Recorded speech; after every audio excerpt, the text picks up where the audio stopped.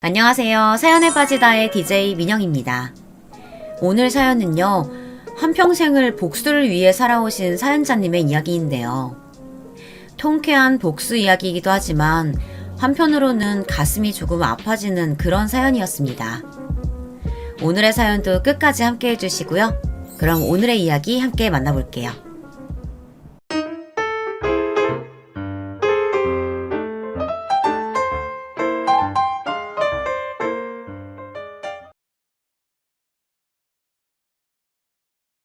안녕하세요. 저는 젊은 나이에 자수성가했다고 자부할 수 있는 30대 남자입니다. 젊은 나이에 저는 50명이 넘는 직원을 거느린 회사 대표가 되었고, 개인적으로는 액수를 정확히 밝힐 수는 없지만 몇십억 대의 재산을 일궈냈습니다. 제가 죽기 살기로 노력해서 사업을 시작하고 정말 미친 사람처럼 돈을 긁어 모으는 데에는 일찌감치 자리를 잡아 저희 부모님을 호강시켜드리고 싶어서였습니다. 남들도 다 이런 연유에서 빨리 성공하고 싶어 하는 거겠죠. 그런데 저에게는 악착같이 이 악물고 성공해야 하는, 지금까지 남들에게 비밀로 해왔던 이유가 있습니다. 그 엄청난 비밀을 지금부터 제 이야기를 들어봐 주세요. 제가 처음부터 금수저를 물고 태어났냐 하면 그렇지 않았습니다. 저희 집은 어렸을 때 형편이 그리 좋지 않았습니다. 제가 기억하는 어릴 적에 살았던 첫 집은 인천에 있는 한 공단의 허름한 빌라였는데, 거기에 사는 사람들은 거의가 다 같은 고향에서 올라와 같은 회사에 근무하는 직원이었던 걸로 기억합니다. 시골에서 상경에 가정을 꾸린 사람들이 돈이 얼마나 있겠습니까? 다들 그만한 나이에 그만한 벌이로 아마도 회사에서 사택처럼 마련해준 집이었던가, 아름아름 소개에 소개를 해준 집을 찾다 보니 그렇게 모여서 살았던 것 같습니다. 아버지들은 월요일부터 토요일까지, 간혹 일요일까지도 같은 점퍼를 입고 출근을 했고 밤 늦게나 돌아오곤 했습니다. 자다가 부스럭 소리가 들려서 깰 때면 아빠가 고단한 표정으로 늦은 저녁상에 소주 한 병을 곁들이는 것을 본 것이 종종 기억이 납니다. 꼭 식사를 하고 나면 방 안에서나 화장실에서 담배를 한 대 태우고 잠자리에 드시곤 했는데요. 그 냄새 때문에 꼭 잠에서 깨곤 했었거든요. 그러던 어느 날이었습니다. 아직도 생생한 그날. 그날은 아버지가 모처럼 쉬는 일요일이었습니다. 어머니는 아침 일찍부터 저를 깨워서 깨끗하게 씻기고는 제가 가진 옷 중에 가장 좋은 옷을 입혀주셨습니다. 그뿐인가요? 어머니도 처녀 때나 입었을 법한 투피스 한 벌을 꺼내 입으시고 화장도 하고요. 그런데 그 와중에 아버지는 출근할 때나 입던 회사 이름이 가슴팍에 수놓아진 그 점퍼를 입고 나서서 고개를 갸우뚱하며 따라 나섰던 기억이 납니다. 세 식구가 차를 타고 간 곳은 한 예식장이었습니다. 어마어마한 화환들, 북적북적한 사람들 속에 아버지는 저와 어머니를 남겨두고 건물 안으로 들어갔습니다. 잠깐 여기서 기다리고 있어. 내 사장님께 인사만 하고 얼른 식권 받아다 줄게. 이렇게 저희가 따라와도 되는지 모르겠어요. 혹시나 들키기라도 하면. 들키긴 뭘 들켜. 그러니까 얼른 밥이나 먹고 차에 들어가서 있어. 얘 잘 데리고. 그렇습니다. 그곳은 아버지가 다니는 회사 사장의 하나뿐인 여동생의 결혼식장이라고 했습니다. 당시 회사 사장이 어찌나 고약했던지 세상에 본인 가족 결혼식에 직원들을 동원한 것이었습니다. 여직원들은 식당에서 그릇을 치우고 나르고 있고 남직원들은 주차 안내를 하거나 하는 등 잡일을 거들고 있더군요. 사장이 저희 아빠에게 시킨 일은 뭔 줄 아세요? 바로 축의금을 받는 일이었습니다. 그래서 모처럼 쉬는 날 울며 겨자 먹기로 회사 일 아닌 회사 일에 동원되어야 했던 아버지는 나름 묘수를 썼던 것 같습니다. 축의금 정산을 하게 되었으니 식권 단 2장이라도 챙길 수 있겠다는 계산이 섰던 것 같습니다. 어려운 형편에 평소에 자주 먹기 힘든 뷔페를 가족들에게 먹게 할 수 있을 것이요. 식은 넉넉히 잡아도 반반 나절이면 끝날 테니 끝나고 집에 가는 길에 어디라도 들러 가족 나들이로 바람이라도 쐬고 들어갈 수 있을 것 같아 저희들을 대동하고 결혼식장에 간 것입니다. 저는 그렇게 어머니의 손에 이끌려 뷔페에 갔습니다. 어린 나이에도 괜히 눈치가 보여서 그 맛있어 보이는 음식들도 선뜻 손이 가질 않더군요. 그렇게 접시만 들고 빙빙 돌아다니고 있는데 낯익은 얼굴이 말을 걸어왔습니다. 멀뚱히 쳐다보다가 아는 얼굴이라는 생각이 들자 너무도 놀랐습니다. 가까이서 자세히 보니 평소 말 한 번 섞어보지 않았던 같은 반 여자애가 아는 체를 해온 겁니다. 너 우리 반에 맞지? 여기서 보니까 완전 신기하다. 여기 우리 고모 결혼식이거든. 너는 누구 따라온 거야? 저는 한 번 더 크게 놀랐습니다. 평소에 별로 관심도 없던 그 여자애가 바로 우리 아버지가 다니던 회사 사장 딸이었더군요. 그 아이는 드레스를 곱게 차려입고 공주님처럼 하고 나타났는데 저는 거지처럼 뷔페를 얻어먹으러 온 신세처럼 느껴져서 그냥 아는 체를 하고 싶지 않아 입을 꾹 다물고 그 자리를 도망쳐 나왔습니다. 그렇게 식당을 나왔더니 저 멀리 아버지가 축의금을 받으며 앉아 계신 것이 보였습니다. 그 순간 갑자기 어떤 아저씨가 나타나 아버지에게 삿대질을 하면서 고래고래 소리를 지르기 시작하는 거 아니겠습니까? 너무도 놀라 그쪽으로 뛰어갔습니다.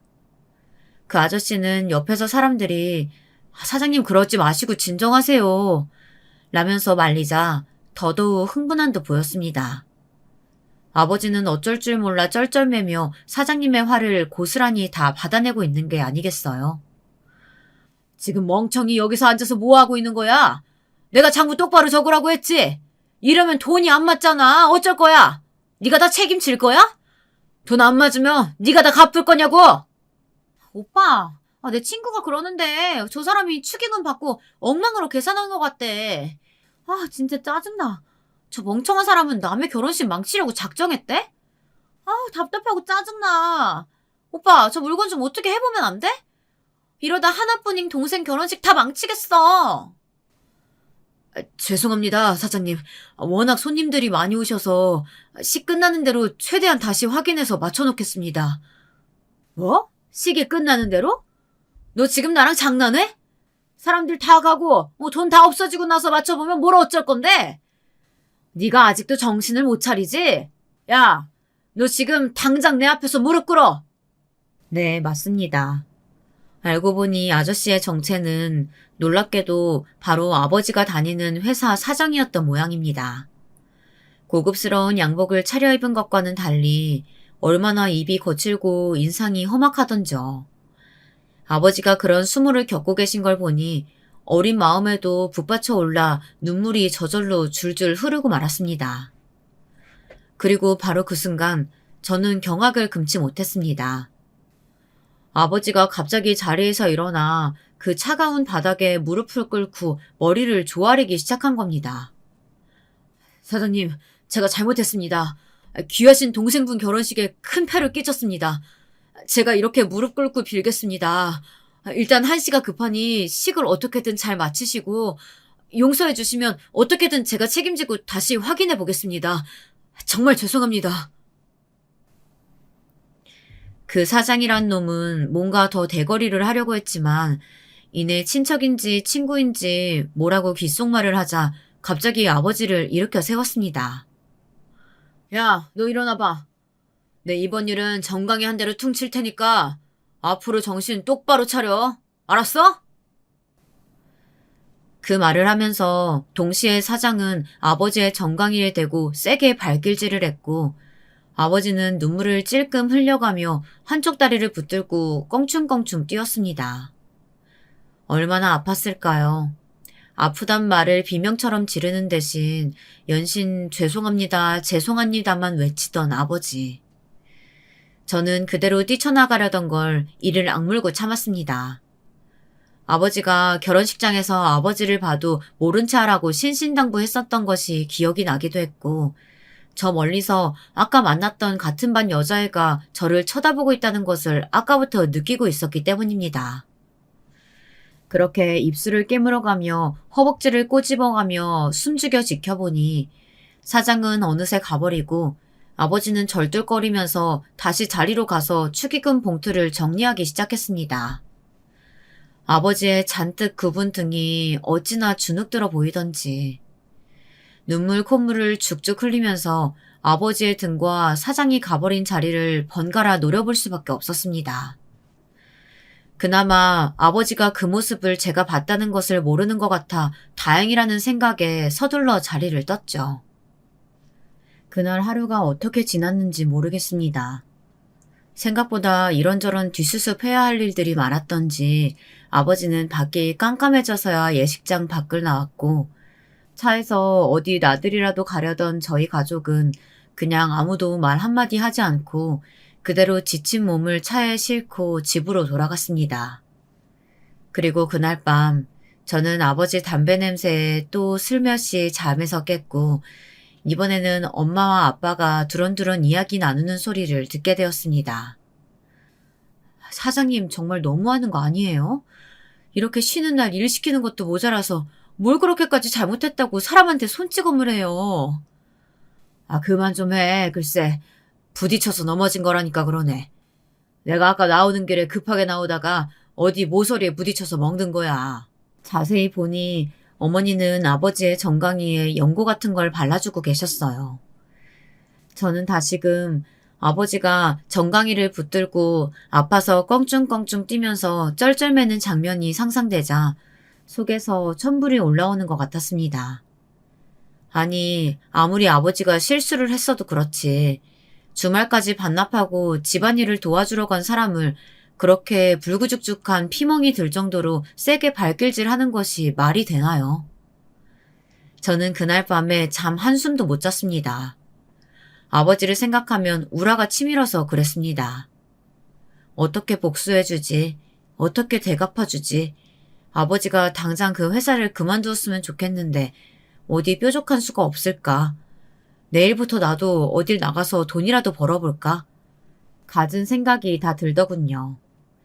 내일 학교에 가서 그 여자의 얼굴을 볼 생각을 하니 그것도 영 끔찍했습니다. 그 여자애가 나한테 어제 그 결혼식장에 왔냐고 계속 추궁하면 뭐라고 대답하지?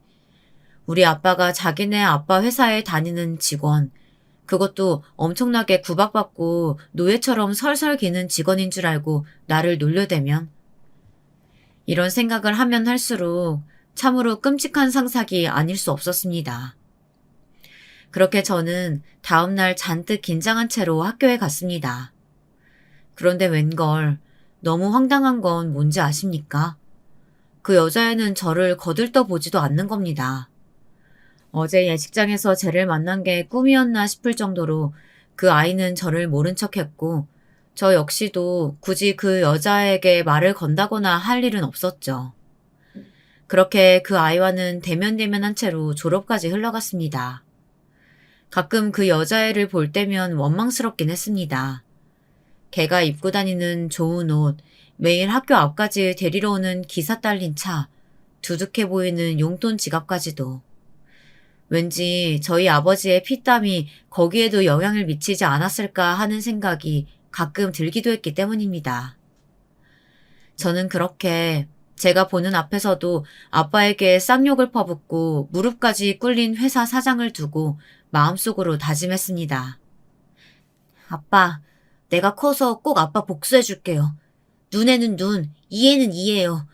그게 뭔지 제가 몸소 뼈저리게 깨닫게 해주겠습니다. 꼭 기대해주세요. 그리고 느꼈습니다. 당시 축의금에도 벌벌 떠는 수전노 같은 사장을 보며 저 사람은 돈을 굉장히 중요시하는구나. 그 사람에게 복수를 하려면 돈, 그것도 엄청나게 많은 돈을 벌어야 한다는 걸 뼈저리게 깨달은 것입니다. 이렇게 되기까지 정말 악착같이 밑바닥에서부터 차근차근 이를 악물고 올라와 성공했다고 보시면 됩니다.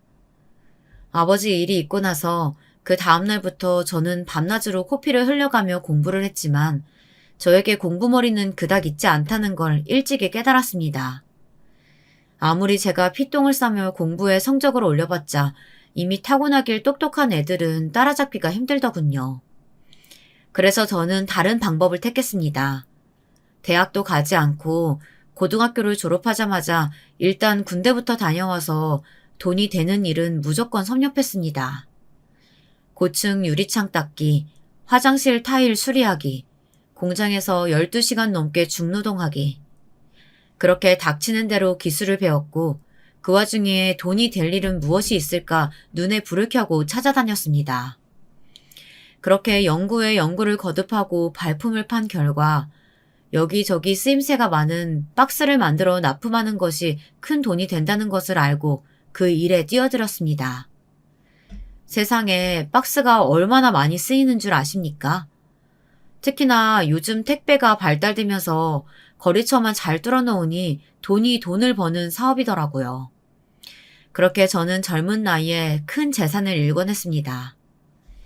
그리고 여러분 기억나시죠? 그때 그 같은 반 여자의 말입니다. 네, 저는 그 여자에게 연애를 걸었고 프로포즈를 해서 결혼 승낙까지 받아냈습니다. 사장에게 복수를 하기 위해 가장 가까이 접근할 수 있었던 방법은 그 여자애를 꼬셔서 사장의 사위가 되는 수밖에 없다고 계산한 겁니다. 남자가 10번 찍어 안 넘어가는 여자가 있던가요? 제 역사상에는 없었습니다. 마음만 먹으면 세상에서 제일 쉬운 것이 여자들 마음을 살살 녹이는 것이죠. 박스 몇 장 접어 파는 것보다 여자 몇 명 마음 훔치는 게 저에게는 더 쉽더군요. 그렇게 저는 그 여자애를 작정하고 제 여자로 만들었습니다. 그렇게 저는 만반의 준비를 마치고 예비 처가로 향했습니다. 마음을 굳게 먹고 커다란 집으로 들어섰습니다. 그리고 마침내 마주한 그때 그 아저씨, 여자친구가 소개한 그 사장놈이 내 장인이라네요. 드디어 복수 시작합니다. 다른 사람들은 처가에 첫 인사를 갈 때 어떻게 하면 한 방에 사윗감으로 합격할 수 있을까 고민한다고들 하죠. 저는 정반대의 고민을 했습니다. 제 복수의 시작인데 어떻게 그저 심심하게 시작할 수가 있겠습니까? 어떻게든 장인어른 눈밖에 나서 못된 사위놈, 내 딸 훔쳐가려는 도둑놈처럼 보여서 장인어른의 못된 신보를 건드리는 게 제 계획이었습니다. 그렇게 궁리를 하고 예비 처가에 가서 처음으로 장인어른에게 인사를 드린 날, 말 그대로 저는 작정하고 밉상으로 굴었습니다. 원래 살살 약 올려줄 계획은 있었지만 그 정도까지 할 생각은 아니었는데 20년 만에 그 사장 면상을 보니 억하심정이 욱하고 치고 올라오더군요. 네, 오늘 열받아서 잠도 못 자게 약을 잔뜩 올려주고 가야겠다 하는 생각이 들어 신이 나기 시작했습니다. 먼저 처가에 들어서자 인자한 척 미소로 반겨주는 장인 장모에게 고개만 까딱하고 쌩하니 들어갔습니다. 인사성도 없는 놈이 게다가 빈손으로 인사를 드리러 온 것을 알아채자 단박에 장인어른 눈썹이 움찔하며 얼굴이 굳어지는 게 보이더군요. 혹시 빈손으로 왔나? 내 딸은 자네 집에 인사 갈 때 내가 손수 최고급 과일이며 와인 들려보냈었는데 혹시 못 받았나? 잘 받았습니다. 저희 집에서 무척 좋아하셨습니다. 제가 오늘 빈손으로 온 것은 마침 아주 일이 바쁜 날이었어서 차마 준비를 못해서 그렇습니다. 다음에 선물 사오겠습니다. 이렇게 방귀 낀 놈이 성낸다고 뭐 그깟 조잡한 선물이 되주냐는 투로 대답했더니 더 이상 별다른 대꾸는 안 하고 저를 미리 차려둔 밥상으로 데려가더군요. 첫 사윗감 온다고 거하게 차려준 밥상을 두고 이런저런 대화가 오가기 시작했습니다. 그래, 아버님 어머님은 뭘 하시나? 두 분 다 살아계시고? 감히 저희 부모님 안부를 묻다니 순간 가슴이 차갑게 얼어붙는 것 같았지만 침착하게 대답했습니다. 사실 저희 부모님은 3년 전 두 분 다 돌아가셨습니다. 저의 복수를 직접 눈에 담게 해드리고 싶었는데 사업에 성공해서 이것저것 많이 해드리려고 했지만 그래도 제가 지금껏 부모님께 받은 것에 비하면 아직 멀었다고 생각하고 있을 때 아쉬운 마음에 정말 피눈물을 흘리며 보내드려야 했습니다. 요즘은 가끔 그런 생각을 하기도 합니다. 제가 이렇게 복수를 하는 것을 살아생전 보셨다면, 그래, 네 마음이 그렇게 해서 풀린다면야 잘했다고 칭찬을 해주시려나요? 아니면 절대 남에게 해가 되는 일은 해서는 안 된다고 생전에 말씀하셨던 것처럼 저를 불러 조용히 혼내주시려나요? 아무튼 저희 부모님은 앞으로 처가와 만날 길이 없었기에 그냥 외국에서 큰 사업을 하신다고 뻥을 쳐 두었습니다. 나중에라도 결혼이 성사되기 전에 저희 부모님 성함이라도 듣고 기억이라도 해내면 곤란한 일이 생길 것 같기도 해서였습니다. 어쨌거나 재력이 빵빵하신 양친 부모님이 살아계신다고 하면 쉽게 결혼 승낙을 받을 수 있을 것 같아 그렇게 이야기한 것도 있었습니다. 부모님에 대해서는 더 할 말이 없는지 장인어른은 이윽고 다른 질문을 던졌습니다. 일찍이 성공했다고 들었는데 젊은 나이에 어떻게 그렇게 큰일을 했나? 거기에 대해서라면 진실된 마음으로 할 말이 많았습니다. 실제로 제가 젊은 나이에 크게 사업에 성공할 수 있었던 것은 아버지가 일찍이 물려주신 사업 미천 덕이 컸으니까요. 아버지는 본인이 젊은 나이에 돌아가실 것을 예감하셨던 건지 제가 군 전역하자마자 저에게 평생을 남 밑에서 피땀 흘려 모은 제법 큰돈을 물려주셨습니다. 그러면서 이야기하셨죠. 소도 언덕이 있어야 비빈다고. 예나 지금이나 자식들이 분가할 때 부모의 도움이 있고 없고 차이에 따라 20대, 30대 사회초년생의 삶이 많이 차이가 난다. 부모가 죽을 때까지 돈 쥐고 있어야 자식이 효도한다는 사회적 통념과는 상반되는 생각이다. 나는 생각이 다르다. 너와 내가 30살 차이가 나는데 내가 90 먹어서 60 먹은 아들한테 유산을 물려준들 아무 효용이 없다고 본다. 자식이 결혼해서 버리는 적은데 애 키우고 집 사고 교육시키고 할 때까지 마냥 기다리느니 한창 돈 필요할 때 조금이라도 도와주는 게 진짜 도와주는 것이라고 생각한다. 여기 내 미리 너에게 물려줄 재산을 정리해봤다. 요즘 이것저것 열심히 배우고 있다지. 너 하고 싶은 일에 마음껏 써도 좋다. 이런 아버지의 현명한 생각을 그대로 읊어주었더니 장인어른이 아주 감명을 받은 눈치로 거리면서 고개를 끄덕이더군요. 본인이 젊은 시절 남들 앞에서 발길질이나 해대며 부려먹던 부하 직원이 이렇게 속이 깊고 본인보다 품위 있는 사람이라는 걸 평생 알기나 할는지 모르겠습니다. 장인어른은 그새 한마디 더 못했습니다. 그래, 그건 그렇고 내 듣기로는 결혼하면 우리 딸이 회사를 그만두길 원한다지. 얘도 학비도 많이 들여서 좋은 대학 나와서 어렵게 들어간 회사인데 굳이 결혼하자마자 그만둘 필요가 있겠는가? 천천히 결혼 생각하면서 생각해보면 좋겠네. 장인어른의 갑작스러운 공격에 저는 단호한 태도로 대답했습니다. 제 평생 가장 큰 로망은 아침 저녁밥은 무슨 일 있어도 와이프가 차려주는 밥상을 받는 것입니다.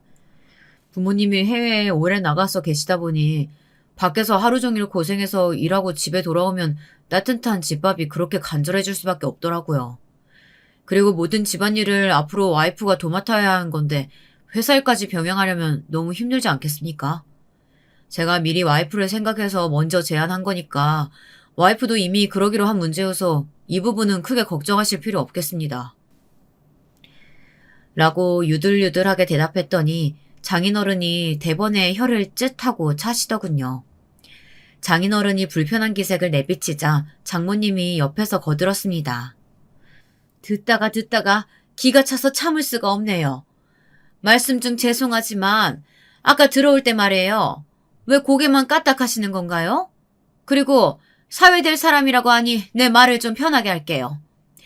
아니 아무리 돈이 많은 게 유세라지만 사지가 멀쩡하고 손이 있고 발이 있는데 왜 내 딸이 그쪽 밥 차려주고 설거지 해줘야 되는 거죠? 반대로 사랑하는 사이에 그쪽이 내 딸 밥 좀 차려줘도 되지 않나요? 밥 차려주면 손이 부러져? 처음 처가에 와서 인사하는 사람 태도가 나는 영 맞득지가 않네요. 어떤 부모가 미쳤다고 딸 결혼을 그런데 시집 보내나요? 저는 이때다 싶어 장인어른 자존심을 살살 긋기 시작했습니다. 아, 원래 제 뜻은 그런 게 아닌데 너무 긴장해서 그런지 말이 조금 엇나간 것 같습니다. 제가 아까 들어올 때 안녕하세요라고 했는데 아무도 못 들으셨습니까? 아, 거기 아주머님, 국이랑 반찬이 참 맛있습니다. 혹시 아주머님도 제가 안녕하세요라고 하는 말 못 들으셨습니까? 아, 죄송합니다. 제가 워낙 긴장을 하면 목소리가 안으로 말려 들어가서. 그런데 장모님, 사실 아내를 집에 들이려고 한 것은 어렸을 때부터 아내가 장인어른이 돈 가지고 짜게 굴고 생색내는 것을 힘들어했다는 가정사를 익히 들어서 그렇게 마음을 먹은 것도 있었습니다. 원래 돈이 어중간하게 있으면 처자식에게 나가는 돈이 인색해지기 마련인데 다행히 저는 일찍이 자수성가했으니 그럴 일이 절대 없을 것이라는 제 나름의 결혼 공약이자 호언장담이었습니다. 장모님, 장인어른, 저는 아내를 절대 고생시키지 않고 집안 살림만 잘 하도록 해서 잘 살아보겠습니다. 라고 했더니 그 말을 듣자마자 장인어른은 자리에서 벌떡 일어나서 너 지금 뭐라고 했어? 뚫린 입이라고 어디 어려운 자리에서 함부로 남의 가정사를 들먹이는 버르장머리야? 라고 호통을 치기 시작하는 겁니다. 그러더니 깜짝할 사이에 눈앞이 깜깜해지고 별이 번쩍하는 것처럼 느껴지더니 어느새 저는 장인어른에게 붙들려 질질 끌려나가고 있었습니다. 예전 버릇 어디 가겠습니까? 그대로 장인어른은 저의 멱살을 잡고 끌어내 현관문을 열고 집 밖에다가 저를 내동댕이 쳐버렸습니다. 그래도 분이 안 풀리는지 소금통에 소금을 한 바가지 퍼서 나와서 저에게 뿌리면서 당장 꺼지라고 고래고래 소리를 지르는데 이 나이에도 성질이 보통 성질이 아니더라고요. 그렇게 첫인사를 드린 자리에서는 그렇게 쓰레기 짐짝 취급을 받고 그 집에서 쫓겨나고 말았습니다. 그렇게 저를 쫓아버렸다는 것은 절대로 결혼을 승낙하지 않겠다는 의지로 표현한 것도 있었겠죠. 그날로 장인어른과 장모님은 아내에게 저와 무조건 헤어질 것을 명령했다고 합니다. 그러나 그 또한 제가 예상하고 계획했던 바, 제가 그렇게 나간 데에는 다 이유가 있었습니다. 네, 맞습니다. 저는 장인어른이 제 결혼을 끝까지 반대할 줄 알고 이미 아내를 꼬셔서 결혼할 수밖에 없는 명분을 만들어버렸습니다. 아내의 뱃속에 제 아이를 품게 한 겁니다. 그 사실을 안 장인어른은 제가 얼마나 밉고 흠심 두들겨 패주고 싶었을까요? 아내가 밥상머리에서 입덧을 하기 시작하고 몰라보게 배가 나오기 시작하자 임신한 것을 눈치챈 장인어른은 노발대발했습니다. 어디서 버르장머리 없는 상놈의 자식을 결혼도 하기 전에 가졌단 말이야? 그 자식 내 딸이 탐나서 작정하고 일을 벌린 것 같은데 어림도 없다. 내가 그깟 애 하나로 마음이 흔들릴 줄 알고? 그깟 놈의 자식. 나오면 어디 멀리 입양 보내거나 아니면 수술이라도 시키면 그만이야. 예, 맞아요. 저도 그 사람은 정말 더 이상 꼴도 보기 싫어요. 무슨 가족의 연을 맺어요? 사람이 영 기분이 깨름직한 게 우리 집안 말아먹을 관상이란 말이 딱 맞아요. 나는 이 결혼은 애가 생겼다고 해도 반대해요. 내가 내일 꼭 병원에 데려갈 테니까 그렇게 알아요. 그렇게 장모님은 아내를 데리고 산부인과로 향했습니다. 병원에 가서 애를 지우는 수술을 할 수 있냐고 물었고 의사에게 진찰을 받고 기다리니 의외로 청천벽력 같은 말을 듣게 되었다고 합니다. 하필 아내의 몸이 약해서 이번 아이가 잘못되면 앞으로 평생 애를 가질 수 없을지도 모른다는 겁니다. 여자로서 앞으로 살아갈 날이 창창한데 평생 자식 하나 못 가져보고 살게 될 수도 있다는 말이었습니다. 이 사단의 결과로 애를 못 가지게 되면 그래서 저랑 헤어지더라도 새로 맞이할 신랑 쪽에서 이 사실을 알고 힘이라도 잡게 되면 장모님도 아내도 차마 그 자리에서 수술을 하겠다는 결단을 하지 못하고 그대로 집에 힘없이 돌아갔다고 하더군요. 그날로 아내는 먹지도 않고 마시지도 않고 시위에 들어갔습니다. 잘 먹고 잘 자고 온갖 좋은 것을 다 해다 바쳐도 몸이 축나는 게 애를 베는 일인데 급기야 아내는 한밤중에 응급실에 실려가기까지 했고 결국 장인어른과 장모는 저와 아내의 결혼을 허락하고 말았습니다. 저는 몰랐던 일인데 아내가 저와 결혼을 안 해주면 큰일을 낼 것처럼 죽는 신용까지 했더라고요. 제 아내지만 그런 면이 있을 줄은 몰랐습니다. 자, 그렇게 저는 계획대로 아내와의 결혼을 승낙받게 되었습니다. 그리고 마지못해 결혼을 허락한 장인에게는 앞으로 엄청난 시련이 닥칠 일이 하나 있었습니다. 바로 딸의 결혼식입니다. 제가 앞서 저희 아버지를 무릎 꿇린 그 멍청한 짓을 했던 장소가 결혼식장이라고 하지 않았습니까? 저는 장인어른에게 그 수모를 그대로 아주 똑같이 되갚아주고 싶었습니다. 그것도 딸 결혼식에서 본주로 손님들을 맞이하는 자리에서 말입니다. 젊은 나이에 사업을 하다 보니 인맥이란 참 중요한 것이어서 저는 늘 사람과의 관계에 큰 공을 들였습니다. 그 중에서도 제가 제일 심혈을 기울인 것은 장인어른의 주변에 있는 핵심 인물들을 파악하고 미리 그 사람들과 깊은 인연을 맺어두는 것이었습니다. 그들과 친분을 쌓기 위해서라면 2시간 거리에 있는 지역의 조기축구 모임에 매주 참석하기도 했고 여자가 나오는 술집이라면 개인적인 결벽스러운 취향으로 극히 혐오하는 축이었으나 호색한이라고 유명한 사장의 제일 측근을 포섭하기 위해서라면 그런 곳에 드나드는 것도 마다하지 않았습니다. 그렇게 필요한 사람들과 친분을 쌓아놓으니 제가 굳이 알려고 하지 않아도 장인어른의 사정이 속속들이 귀에 흘러들어오게 되었습니다. 그 중에 제일 반가운 소식은 장인어른이 운영하는 회사가 요즘 큰 돈이 꼭 필요한데 알아보는 은행마다 대출을 해주지 않아서 골머리를 앓고 있다는 겁니다. 기다리던 소식에 쾌재를 불렀습니다. 그리고 그 타이밍을 잡아서 장인 장모에게 혼수로 압박을 넣기 시작했습니다. 제가 먼저 아내에게 눈알 만한 다이아와 명품 가방, 화장품 등등 폐물을 가득 안겨주었고 집도 강남 한복판에 제일 신축 아파트로다가 장만해서 신혼집으로 쓰겠다고 선언했습니다. 그뿐인 줄 아십니까?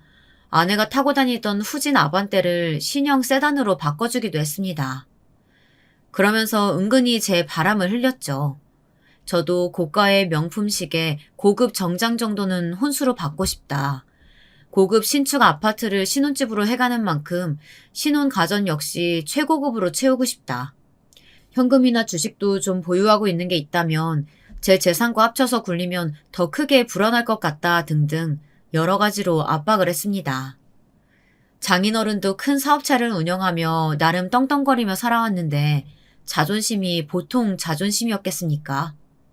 차마 돈이 없어서 내 그것들을 못 해주겠네 라는 말은 체면이 깎일까봐 하지도 못하고 그 모든 걸 해내겠다고 큰 소리를 떵떵 치더라고요. 아니 고작 그 정도로 우리 딸을 시집 보낼 줄 아냐면서 더 크고 좋은 걸 다 해줄 테니 기대하라고 되려 으름장을 놓기도 했습니다. 회사에 필요한 큰 돈에 딸 시집 보낼 어마어마한 결혼 자금까지 돈이 너무나 급해진 나머지 장인어른은 그만 손을 대서는 안 될 것에 손을 대기 시작했습니다. 그즘 주식이다 코인이다 열풍이 불어서 하루만 돈을 넣어도 20배, 40배 수익이 난다는데 귀가 동해서 그만 회사 돈을 뒤로 빼들려 그쪽으로 미련한 투자를 다 해버렸고 원래 필요했던 회사 자금이 10억이라면 그 돈은 이제 이자까지 합쳐서 20억, 30억으로 마구 불어나기 시작했습니다. 결국 장인어른은 사채에 가지 손을 댔다는 것을 저는 알게 되었습니다. 참으로 뻔뻔한 집구석이더군요. 제 앞에서는 온갖 화려한 혼수를 해준다며 생색을 내는데 그게 다 빚잔치에 거액의 고리대금을 받아서 장만한 것들이라뇨. 큰 회사를 그렇게 오래 운영한 사람이 어쩜 그렇게 경제관념이 없는지. 아니 돈 많은 사위 봤다고 이제 사위덕 좀 보려고 한 것일까요? 어쨌거나 그 빚을 장인어른이 다 못 갚으면 저에게도 영향을 끼칠 텐데 그 모든 걸 숨기고 결혼까지 강행하는 것이 정말 소름 끼치도록 싫고 징그러웠습니다. 그렇게 마침내 대망의 결혼식 날 하객들이 구름처럼 몰려들고 장인어른은 멋지게 차려입고 손님들을 맞이했습니다. 신랑 입장 행진곡이 나오자 제가 먼저 들어가 설레는 마음으로 신부를 기다렸습니다. 그리고 마침내 신부 입장곡이 나오고 장인어른이 가증스러운 눈물을 훔치며 아내의 손을 잡고 저에게 걸어 들어온 순간 돌연 하객들이 비명을 지르기 시작했습니다. 결혼식장에서는 함부로 벌어질 수 없는 충격적인 사건이 시작된 겁니다. 글쎄, 신부 입장이 시작되자마자 단체로 검은 양복을 입은 사내들이 손에는 야구방망이 같은 것들을 들고 식장에 때로 몰려든 게 아니겠어요. 장인어른도 혼비백산한 눈치였습니다. 그리고 곧 벌어진 일들 역시 정말 충격의 연속이었습니다. 그 사내들은 방망이를 하객들 얼굴에 들이대며 마구 위협을 하기도 했고 하객들 음식으로 나온 스테이크를 손으로 집어먹다가 바닥에 상스럽게 퇴에 뱉어버리기도 했습니다. 화려하게 장식된 꽃 장식을 다 때려 부수기도 했고요. 개 중에도 제일 무섭고 힘세게 생긴 놈이 장인어른에게 가서 말했습니다. 네가 거기 기업 사장이지? 어디서 겁도 없이 우리 형님한테 그렇게 큰 돈을 빌리고 갚지도 않았으면서 이렇게 화려하게 딸 시집을 보내? 보아하니 축의금도 솔찬히 들어온 것 같은데 그걸로 지금 당장 우리 돈 갚아. 안 그러면 다 부숴버릴 테니까. 아직 약속한 기일도 되지 않았는데 여기까지 와서 이러는 게 무슨 경우입니까? 제가 빌린 돈과 이자는 약속한 날에 꼭 갚을 테니 오늘은 그만 돌아가 주세요. 제 하나뿐인 딸의 결혼식입니다.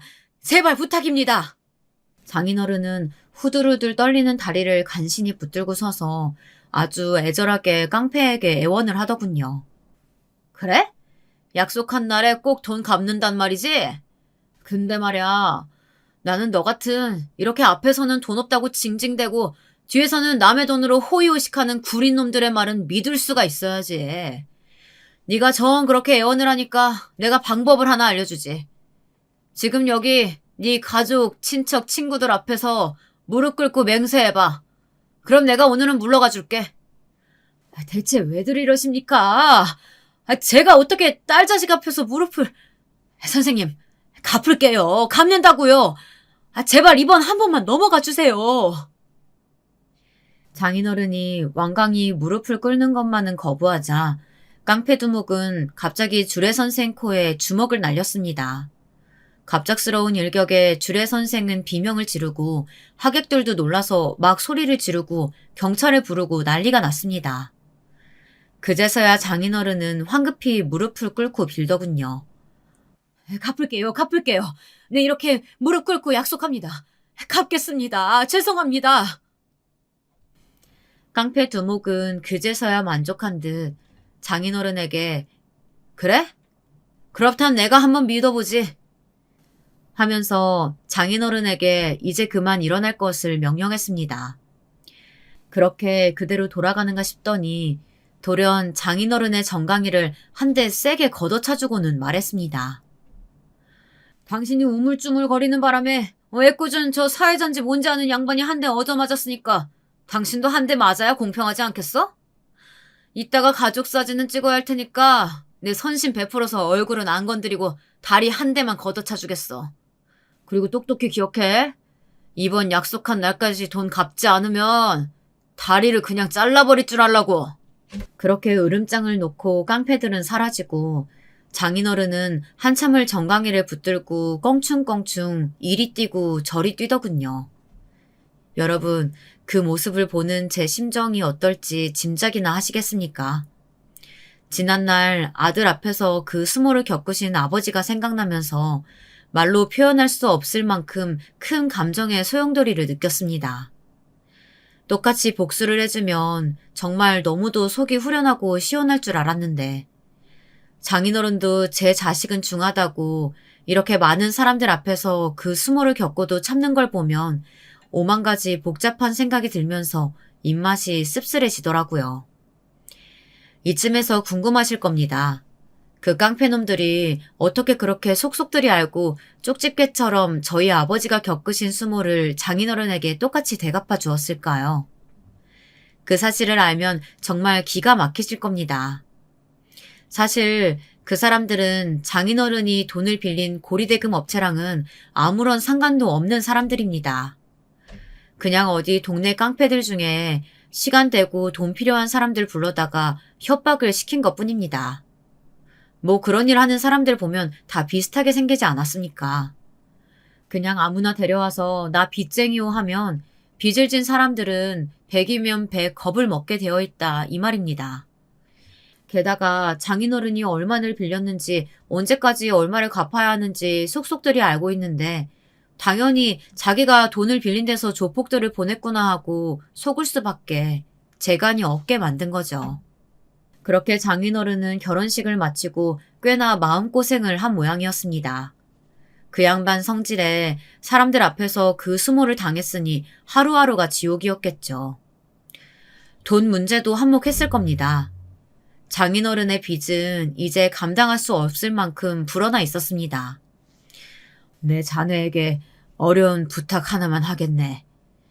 부끄럽고 창피한 얘기지만 결혼식 때도 봤듯이 내가 요즘 자금 사정이 많이 안 좋아. 그래서 부탁하는데 이번 고비만 한 건 넘길 수 있게 도와줄 수 있겠나? 내 사정 좋아지면 제일 먼저 은혜 갚겠네. 아유, 장인어른이 필요하시다면 제가 얼마라도 내일 당장 해드려야죠. 알겠습니다. 저, 그렇게 선뜻 나서주니 정말 고맙구만. 그리고 내가 그동안 미안했네. 특히나 처음 인사하러 왔을 때 내가 심하게 대했던 것은 정말 용서해주게. 자네도 딸 낳아보면 아비로서 그렇게 할 수밖에 없는 때가 있음을 알 거야. 저는 미묘한 웃음을 머금고 장인어른에게 한 가지 조건을 내걸었습니다. 제가 물심양면으로 장인어른을 금전적으로 도와드릴 수 있는 부분은 지원하긴 할 건데 만약에 혹시라도 끝내 일이 잘못되면 그때는 제가 아버님이 다시 일어서실 수 있도록 이런저런 조언을 할 수도 있는데 그것을 받아들일 수 있으시겠냐. 그게 어려우시겠다면 저도 앞으로 아버님과의 사이가 틀어지는 건 원하지 않기에 금전적으로도 엮이고 싶지 않다. 하지만 금전적으로 이렇게 엮이는 이상 정말 한 가족이 되었다고 생각하고 추후에 제가 하는 소리가 아쉬운 소리라도 밉지 않게 받아들일 수 있으시다면 제 돈을 얼마든지 가져다 쓰시라고 말씀드렸습니다. 그래, 고맙네. 알겠네. 내 명심하겠네. 그럴 일 없게 내가 아주 다시 크게 일어서 보겠어. 근데 이렇게 자네랑 처음으로 길게 마주 앉아 단둘이 이야기를 나눠보니 자네가 왠지 익숙하고 낯이 익어. 우리가 언제 일전에 만난 적이 있던가? 장인어른은 이렇게 자기가 아쉬울 때가 되어서야 제 얼굴을 찬찬히 뜯어보더니 뭔가 익숙하다는 느낌이 들었나 봅니다. 네, 제가 제 아버지 아들이니 당연 얼굴에도 닮은 구석이 많겠죠. 그렇게 남들 앞에서 부려먹고 괴롭히고선 자기는 우리 아버지 얼굴도 까맣게 잊어버리고 살았다니. 조금은 짠해 보였던 장인어른의 얼굴이 다시 부하가 치미는 얼굴로 다르게 보여 그만 몸을 부르르 떨고 말았습니다. 아무튼 장인어른은 그간 돈에 얼마나 시달렸던지 제 말뜻이 무엇인지 헤아려 보지도 않고선 그냥 그저 고개를 끄덕이며 저에게 큰돈을 3번이나 받아갔습니다. 그런데 사업이라는 게 말입니다. 이미 그렇게 큰 구멍이 몇 개나 난 이상 이미 밑빠진 독에 물 붓기나 다름없고 그대로 망해버리는 건 시간 문제라는 것을 아십니까? 결국 장인어른은 회사를 말아먹을 대로 말아먹고 집에는 빨간 딱지, 즉 차 앞 딱지가 마구 붙어서 갈 데도 없는 신세가 되어 저희 집에 머무르게 되었습니다. 저는 할 일 없이 집에서 빈둥빈둥 노는 장인어른 꼴이 보기가 싫어서 장인어른을 불러 넌지시 권했습니다. 마침 퇴근길에 보니까 저희 집 근처 큰 갈빗집에서 발레 파킹을 구하고 있던데 그 일을 한번 해보질 않겠느냐고요. 사위에게서 고깃집 대리운전이나 하라는 어이없는 잡소리를 듣고 장인어른은 질색팔색하며 저에게 마구 따졌습니다. 지금 나한테 고깃집에서 뭘 하라고? 자네 제정신인가? 아니, 아무렴 내가 사업이 망했어도 나는 자네 아내의 아버지고 한 기업을 이끌었던 사람이야. 할 말 못할 말이 따로 있지. 지금 나를 무시하는 겐가? 저는 그게 아니라고 조근조근 설명을 드렸습니다.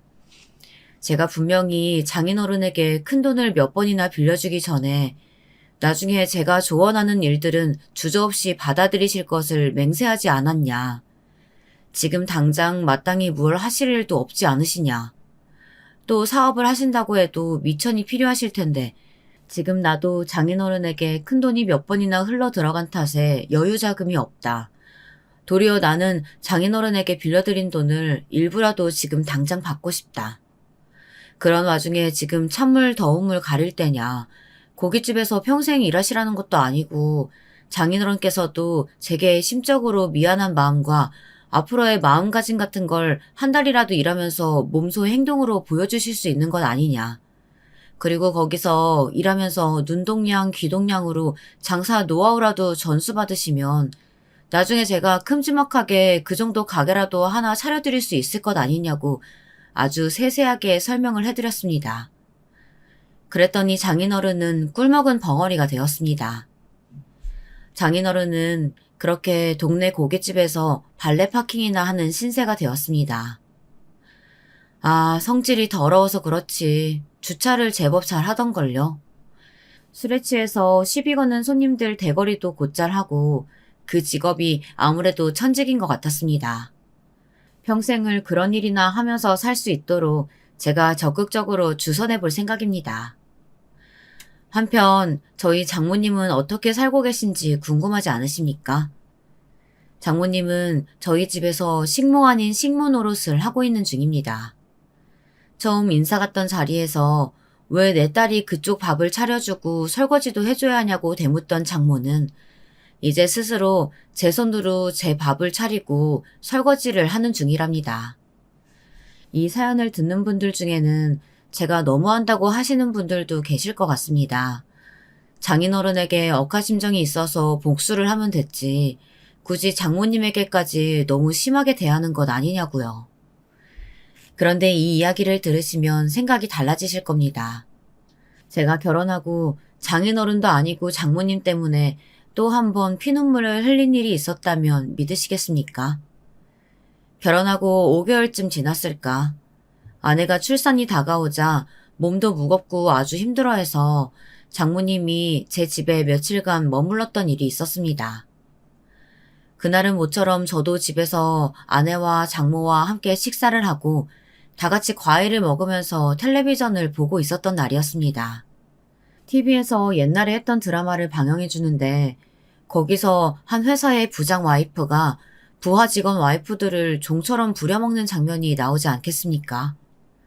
과장 와이프를 불러다가 김장을 시키고 대리 와이프를 불러다가 그 집 막둥이를 유치원에서 데려오게 하는 일을 시키고 사원 와이프를 불러다가 집 청소를 시키는 장면 같은 게 나오더군요.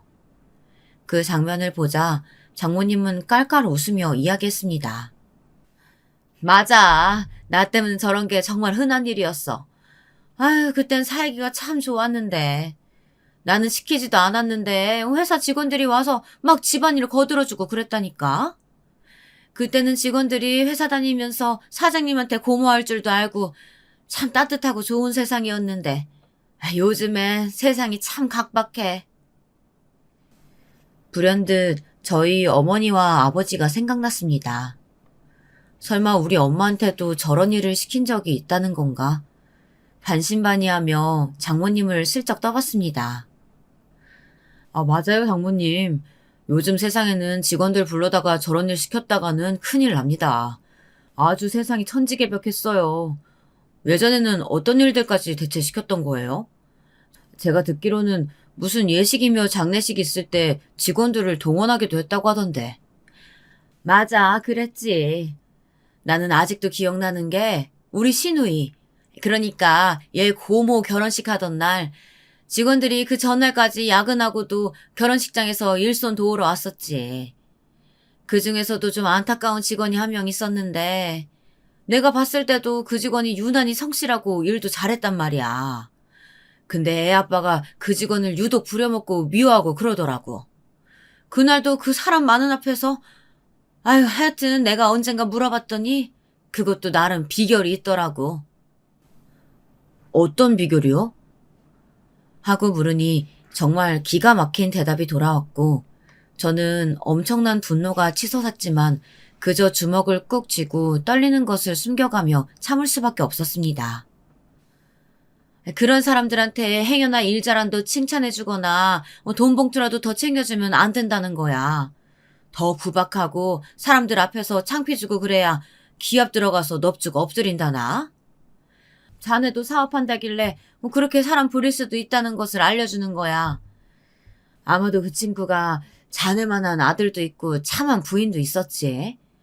나도 그때는 철이 없어서 애 아빠만 등에 업고 그 사람 마누라 내가 뭐라고 참 많이도 부려먹었어. 근데도 한마디 대드는 법도 없이 어찌나 성실하던지 부창부수란 말이 거기에서 나온 건가 봐. 네, 그렇습니다. 장모님의 부창부수란 말이 딱 들어맞는 것이 끼리끼리 유유상종이라고 개같은 갑질을 일삼는 장인어른과 그에 꼭 어울리는 장모가 부부랍시고 저희 어머니 아버지를 얼마나 종처럼 부려먹었는지 누가 묻지도 않았는데 술술 불더라고요. 그 아들놈이 지금 니네 딸과 결혼해서 이렇게 두 눈을 시퍼렇게 뜨고 여기 앉아있다. 이렇게 소리치며 모든 것을 엎어버리고픈 심정이었지만 똑같이 대갚아주기 위해 정말 있는 힘을 다해 화를 참아낼 수밖에 없었습니다. 그렇게 저는 때를 기다렸고 장모님과 장인어른이 망해버리고 우리 집에 들어왔을 때 본격적으로 복수를 시작했습니다. 일부러 손 많이 가는 음식들을 매 끼니마다 먹고 싶다 노래를 불러 대령하게 했고요.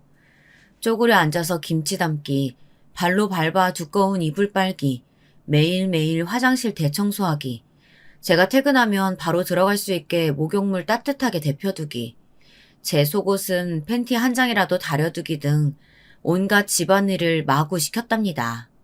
이렇게 저는 제가 계획한 큼지막하고 소소한 복수들은 다 성공했고 이제는 앞으로 피말려 죽는 게 이런 걸까 하는 느낌을 받을 만큼의 복수들을 꾸준히 하면서 살아갈 계획입니다.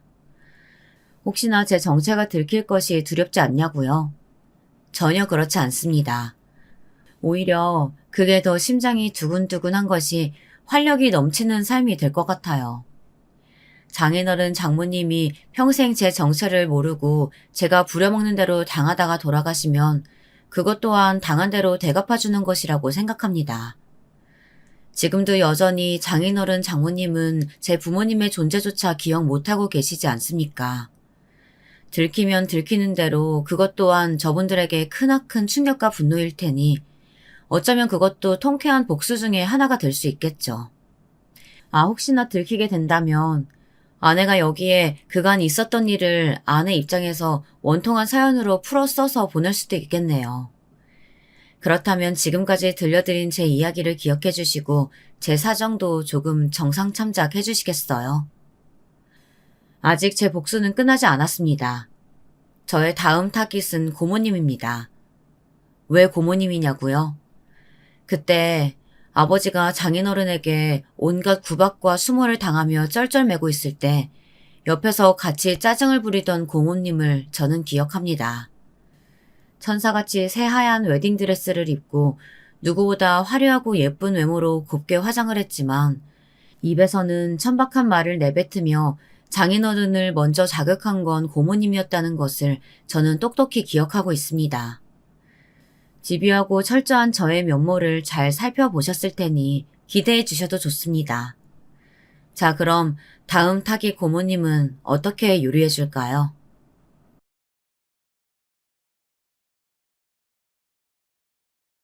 안녕하세요, 여러분.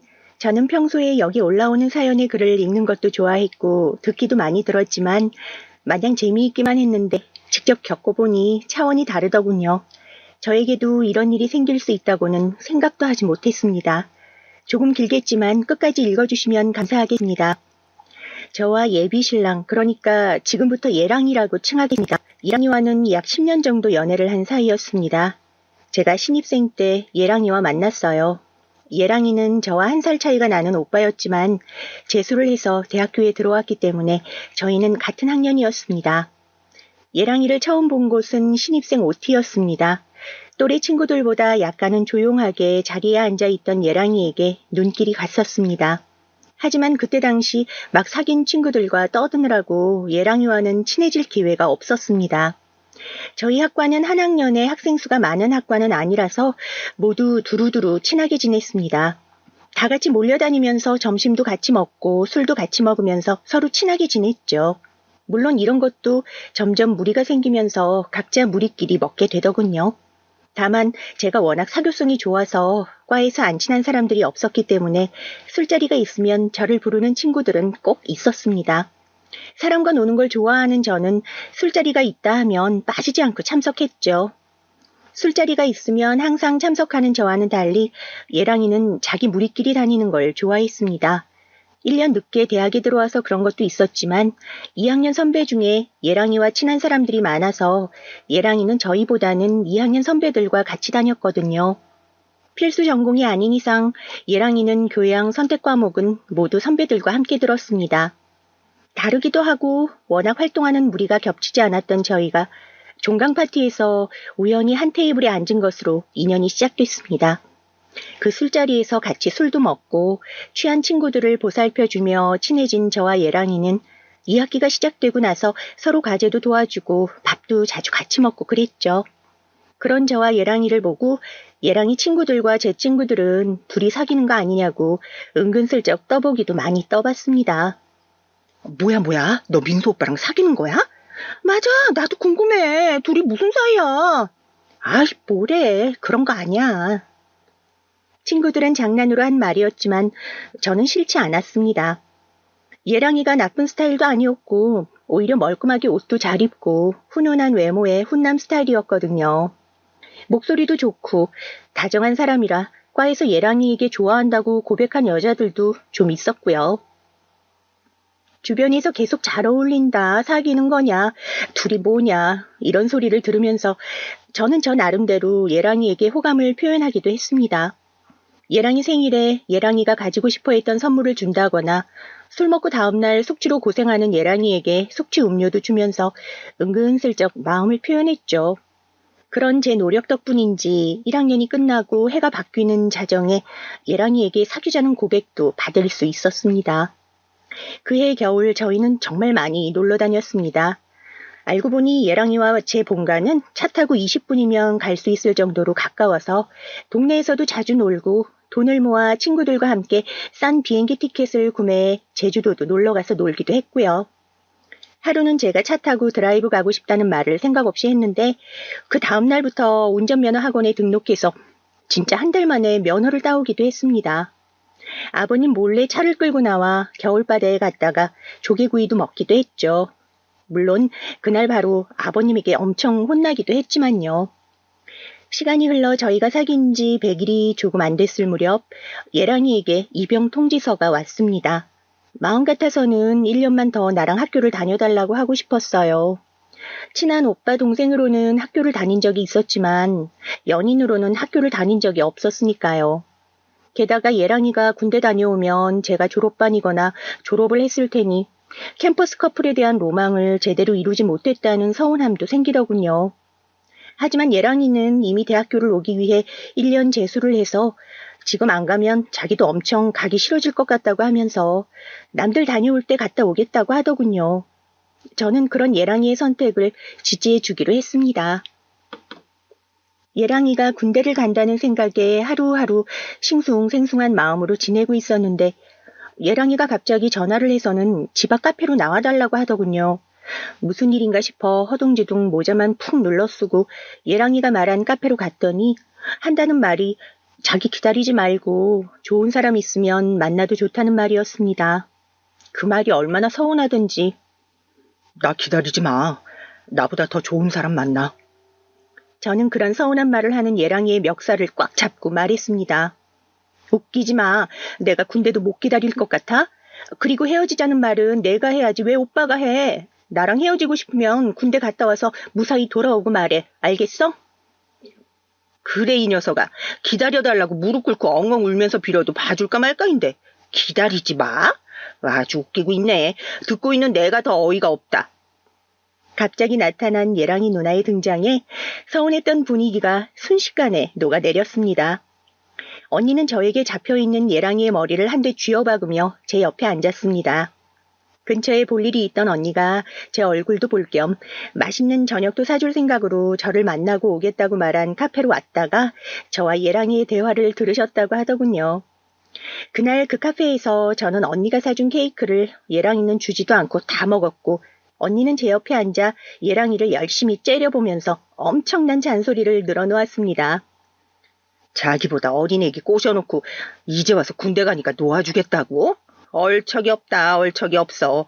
아주 너는 내가 이거 부모님께도 다 말씀드릴 거니까 그렇게 알아. 알겠어? 아니, 누나, 나는 그런 게 아니고. 아, 됐어. 한 번만 더 그런 똥폼 잡아봐, 아주. 요즘 드라마랑 영화가 아주 애들 망쳐놨어. 어휴. 결국 예랑이의 헤어지자는 말은 흐지부지 됐고 어린 날의 객기로 취급됐습니다. 저희는 그 후로도 아주 잘 만났습니다. 오히려 군대 가기 전에 더 신나게 놀아야 한다며 서로의 본가에 가서 하룻밤 자고 오기도 하고 예랑이 누나와 남동생과 함께 놀이동산도 가서 사진도 많이 찍고 그랬죠. 저희는 자연스럽게 각자의 집에 인사도 했고 예랑이가 군대에 들어가던 날에는 어머님, 아버님, 언니와 남동생과 제가 예랑이를 배웅하는 게 당연했습니다. 예랑이가 입대하는 그날은 저도 지금 생각하면 아주 민망할 정도로 울었습니다.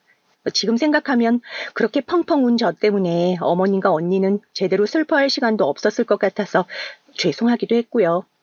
하지만 어머님은 그런 저를 꼭 안아주며 우리 아들을 위해 이렇게 울어주는 예쁜 여자친구가 있어서 너무 다행이라고 말씀해 주셨습니다. 어쩜 우리 아들이 이렇게 예쁘고 다정한 아이를 데려왔을까? 나를 닮아서 그런지 우리 아들이 보는 눈이 좋나 봐. 어리지, 예쁘고 착하지. 내 동생한테 너무 아까운데? 우는 저를 달래주시겠다고 장난을 치시는 언니와 어머님 덕분에 저도 마지막은 울지 않고 웃는 얼굴로 남자친구였던 예랑이를 보내줄 수 있었죠. 입대하고 약 한 달 정도가 지나자 수료식이 다가왔습니다. 저는 역시나 예랑이 부모님과 언니 동생을 따라 같이 가겠다고 예랑이 집 앞으로 찾아갔죠. 그런 저를 어머님은 따뜻하게 맞아주셨어요. 오히려 너무 춥게 입고 왔다며 어머님은 급하게 나와서 목도리를 하지 못해 비어있는 제 목에 자신이 방금까지 두르고 계셨던 가장 아끼시던 목도리를 둘러주셨죠.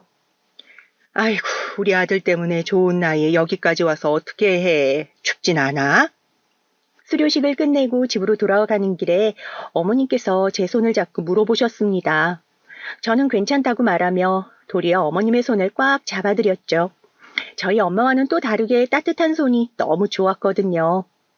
시간이 흘러 예랑이가 신병 위로 휴가를 나올 때는 저희 엄마와 아빠가 예랑이를 데리고 맛있는 저녁을 사주시기도 하셨습니다. 예랑이는 짧은 머리를 제 부모님에게 보여드리기가 마음이 쓰였는지 가발이라도 쓸까 하며 제게 묻기도 했고요. 아니, 나도 예쁜 모습 보여드려야지.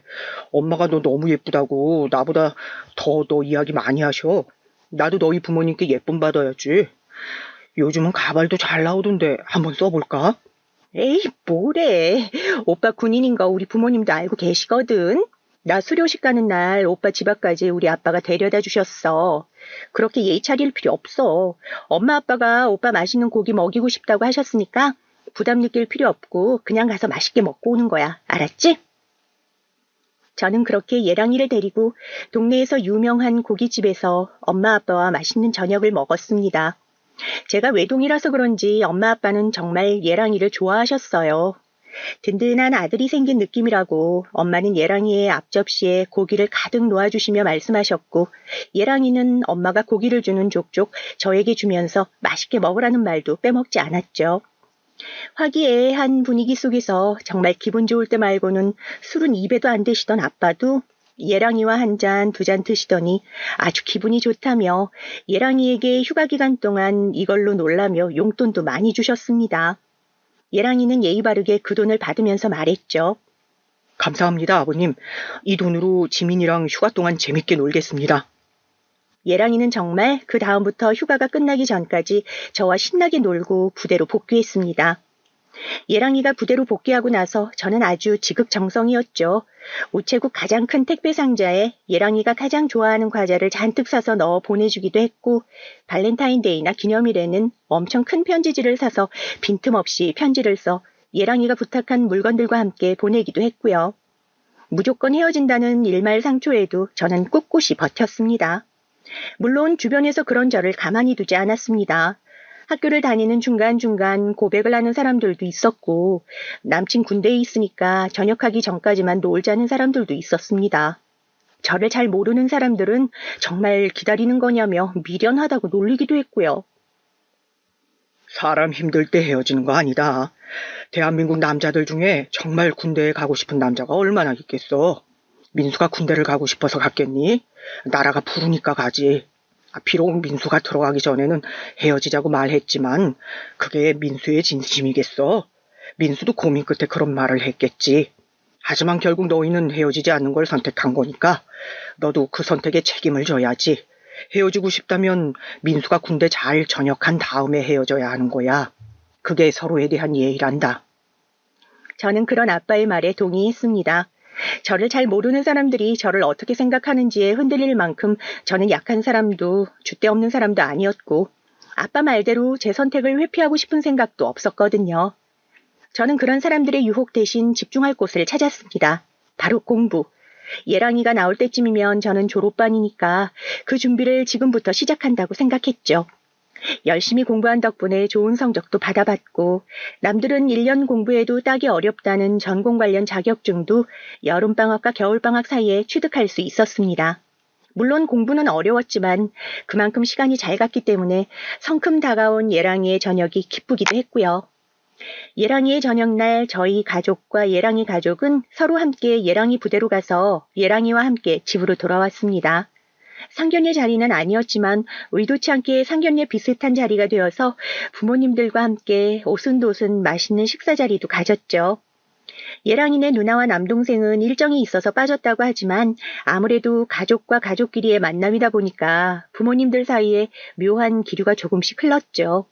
그런 저희 분위기를 알았는지 들어간 식당에서 종업원이 방으로 안내를 해주었습니다. 들어간 방에서 마주보고 앉아 주문을 얼른 끝냈습니다. 종업원이 나가고 조용해진 방에서 처음 말을 꺼낸 건 저희 아빠였습니다. 이거 왠지 긴장되는 자리네요. 그러게 말입니다. 그래도 이렇게 먼 곳까지 저희 민수 때문에 와주시고 정말 감사합니다. 맞아요. 게다가 민수 휴가 나올 때에도 꼬박꼬박 맛있는 밥 사주시고 용돈 주신 거 너무 감사해요. 게다가 입대 날이며 수료식이며 저희 믿고 따님 보내주셔서 감사합니다. 아이고 아니에요. 괜히 저희 딸이 따라다녀서 가족들 시간을 방해한 것 같아 죄송해서 어쩌죠. 저희야 민수가 워낙 반듯하고 성격도 다정다감하니 좋아서 둘이 사귀는 거에 반대는 없었어요. 민지가 민수랑 사귀자마자 남자친구 생겼다고 얼마나 자랑을 하고 좋아하던지 민수가 워낙 좋은 애라서 저희도 마음 놓고 있습니다. 오고 가는 칭찬 속에서 저랑 예랑이는 열심히 밥만 먹었습니다. 예랑이는 자기가 먹어보고 맛있는 반찬이 있으면 부모님 눈치를 보다가 제 앞접시에 올려줬고, 저도 맛있는 게 있으면 예랑이 앞접시에 올려줬죠. 그 모습을 본 부모님이 저희를 보시더니 하하하 웃으시면서 그러셨습니다. 서로 얼마나 좋으면 저렇게 주거니 받거니 아주 예쁜 모습 아닙니까? 그러니까요. 또 민지가 저렇게 예쁘고 좋은 애니까 저희 아들이 꽉 잡으려고 내숭 피우는 거 아니겠습니까? 아빠. 그만 됐어요. 됐어. 아유, 누가 봐도 예쁜 한 쌍인데 뭘. 둘이 결혼하면 신혼집은 저희가 마련할게요. 어머님의 그 말을 시작으로 이런저런 이야기들이 오고 갔습니다. 그럼 우리 민지가 민수 군대도 기다려줬는데 신혼집만 해주겠어? 지원도 팍팍 해줄 겁니다. 그러니까 우리 민지 내 며느리 하는 거다. 알겠지? 능청스럽게 웃으며 대답하는 아버님의 말에 웃으며 네 하고 대답했죠. 그러자 앞에 앉아있던 예랑이가 웃으면서 저에게 물어봤습니다. 나랑 결혼해 줄 거야?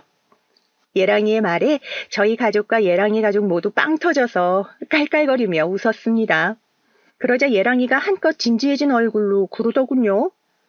군대 기다려줬으니까 당연히 나랑 결혼해 줄 거지?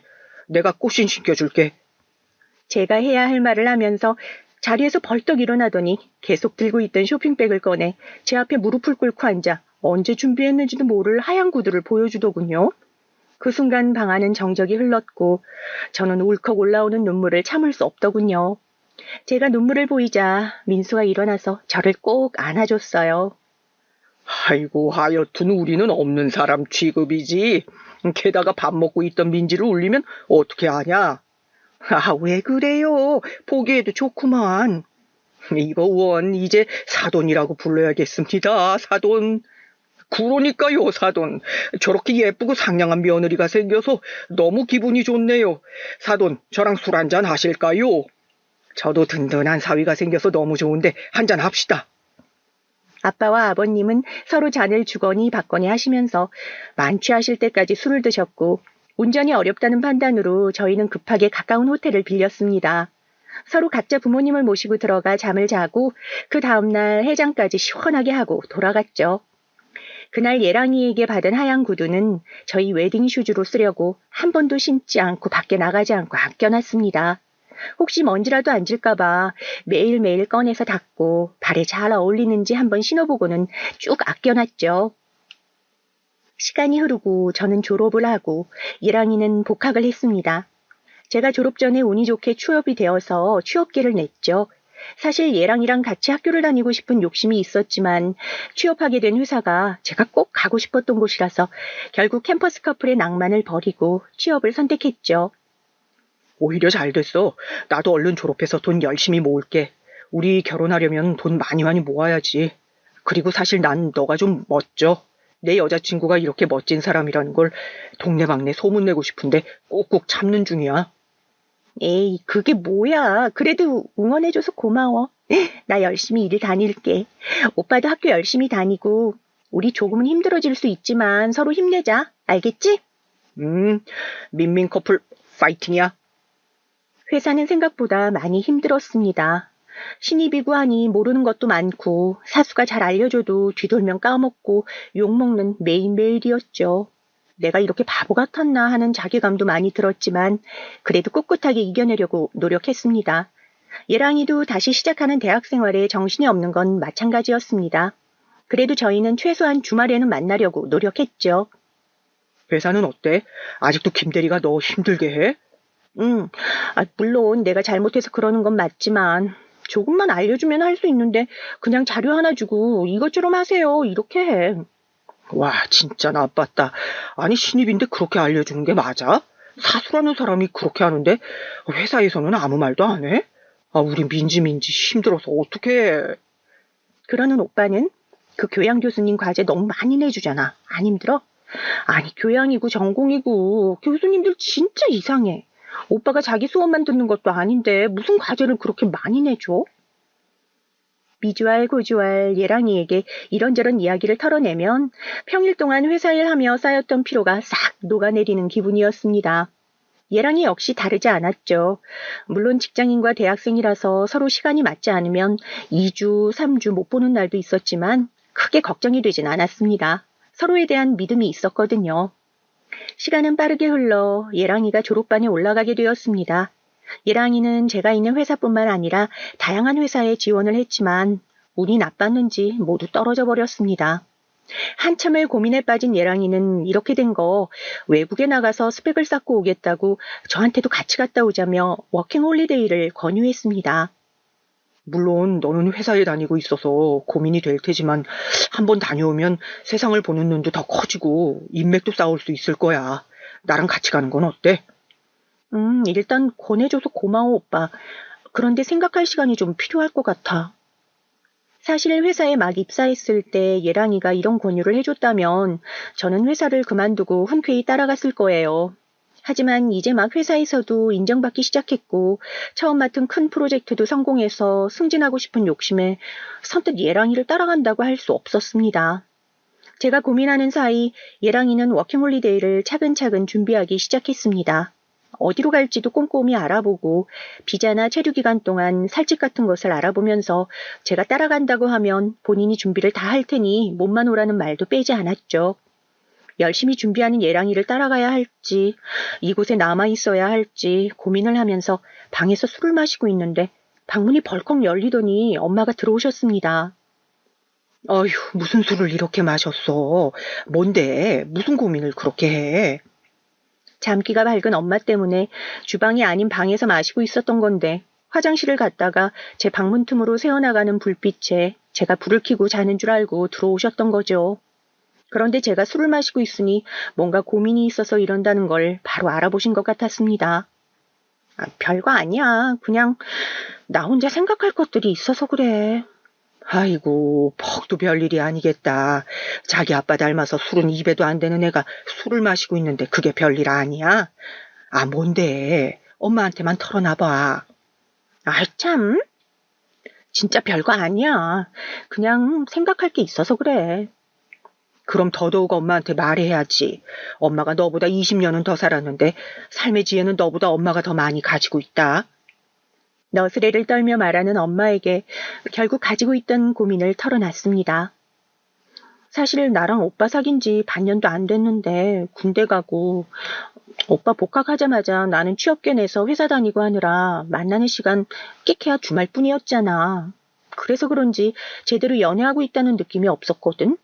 오빠는 어떻게 생각할지 모르겠지만 나는 그랬어. 넌 이런 이야기 민수한테는 했어? 아니, 안 했지. 공부하고 취업 준비하는 사람 부담 주고 싶지 않았거든. 아무튼 이번에 오빠가 워킹홀리데이 같이 가자고 이야기했는데 선뜻 그러겠다는 말이 안 나오는 거야. 오빠 따라 워킹홀리데이 가면 오빠랑 나랑 둘 다 일할 테니까 거기서도 퇴근하거나 일 쉬는 주말에만 놀 수 있겠지. 그럼 그때쯤이면 생활 패턴도 맞을 테니까 좀 더 연애다운 연애도 할 수 있을 테고. 근데 내가 저번에 엄마한테도 말했잖아. 큰 프로젝트에 합류하게 됐다고. 이제야 회사에서 자리를 잡아가고 인정받는 느낌인데 이럴 때 가자고 하니까 마음이 좀 그렇더라고. 민지야, 엄마가 민지 너는 아니라서 전부 다 공감은 할 수 없어. 하지만 원래 좀 더 미련이 남는 곳이 너의 진심인 거야. 미련이 남는 곳? 미련이 더 큰 많이 남는 곳. 너가 민수랑 좀 더 연애를 하고 싶은 마음이 크면 민수를 따라가는 거 엄마는 찬성이야. 우리 딸이 좀 더 넓은 세계를 보고 오는 거 엄마는 나쁘지 않다고 생각하거든. 하지만 그게 아니라 회사에서 인정받고 지금 하고 있는 일이 전념하고 싶어 한다고 해도 엄마는 그 선택을 지지해. 민수가 군대 가 있는 동안 열심히 공부했고 원하는 회사에 들어갈 수 있었잖아. 엄마. 나 결정했어. 엄마 덕분에 이제 확실하게 정했어. 고마워요, 엄마. 저는 그 다음날 바로 예랑이와 만났습니다. 예랑이에게 제가 그동안 무슨 고민을 하고 있었는지 모두 털어놓았죠. 예랑이는 그런 제 이야기를 집중해서 들어주고 제 결론을 인정해 주었습니다. 사실 오빠가 나한테 같이 워킹 홀리데이 가자고 했을 때 기뻤어. 그런데 아무리 곰곰이 생각을 해봐도 지금 내가 하고 있는 일이 너무 좋아. 오빠랑 같이 가서 그 나라에서 살면서 세상 구경하는 재미도 있겠지만 지금은 회사에서 인정받고 맞은 일들을 처리해 나가는 게 더 신나고 재밌어. 그래서 난 여기 남아서 계속 회사를 다니고 싶어. 그랬구나. 그런 고민을 했구나. 사실 나도 말하고 아차 싶긴 했어. 민지 너는 이제 회사에서 인정받고 큰 프로젝트도 들어가서 일하는데 나만 조금씩 뒤처지는 느낌이라서 이와 이렇게 된 거 둘이서 새로 출발해보는 것도 좋겠다는 생각에 권한 거였어. 하지만 민지 너가 지금 회사 일이 더 즐겁고 좋다면 나도 널 응원할게. 우리 각자의 자리에서 서로를 열심히 응원해주자. 저희는 그렇게 짧다면 짧고 길다면 긴 롱디를 시작했습니다. 처음에는 밤이고 낮이고 각자 연락을 하느라 정신이 없었습니다. 일을 쉬는 주말에는 하루 종일 노트북으로 화상 채팅을 틀어놓고 있었던 일들을 정신없이 털어놓았죠. 예랑이도 예외는 아니었습니다. 아니, 오히려 예랑이의 이야기가 더 흥미진진했습니다. 그곳에서 만난 한국 친구들의 이야기를 들으면서 이번 휴가는 예랑이가 있는 나라로 가고 싶다는 생각도 정말 많이 했거든요. 오빠 말 들으니까 나도 가고 싶다. 나 이번에 프로젝트만 마무리되면 휴가 길게 쓸 수 있는데 오빠 있는 곳으로 내가 한번 다녀올까? 우리 부모님도 오빠 있는 곳으로 간다고 하면 허락해 주실 것 같은데? 오, 좋아. 그럼 이번에 민지가 맡은 프로젝트 대박 나라고 기도해야겠다. 내가 너랑 결혼하고 나중에 같이 여기 놀러 오면 가고 싶어서 같이 일하는 친구들이 추천해준 나도 꼭 참고 안 갔는데. 이번 휴가 때 너 오면 우리 한번 가보자. 진짜? 진짜지? 아, 빨리 프로젝트 마무리됐으면 좋겠다. 우리 진짜 신나게 놀자. 근데 오빠 나 가면 일 뺄 수 있어? 그건 좀 어려울 것 같지만 날짜만 잘 맞추면 뺄 수 있을 거야. 우리 민지 오면 진짜 신나게 놀아야 하니까 내가 여행 코스 다 짜놓을게. 꼭 와서 같이 노는 거야. 알겠지? 저랑 예랑이는 같이 놀 생각에 기대에 부풀어 있었습니다.